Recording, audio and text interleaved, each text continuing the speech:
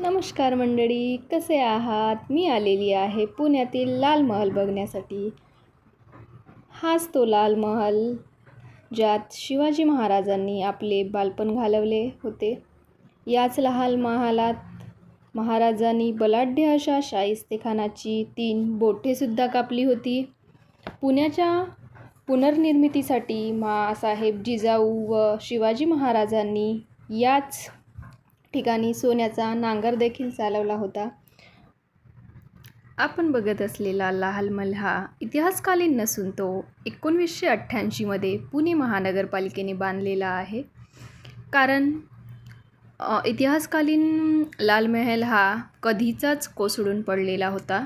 त्यामुळे त्याची पुनरावृत्ती व आठवणी म्हणून पुणे महानगरपालिकेने त्याची पुनरावृत्ती केली.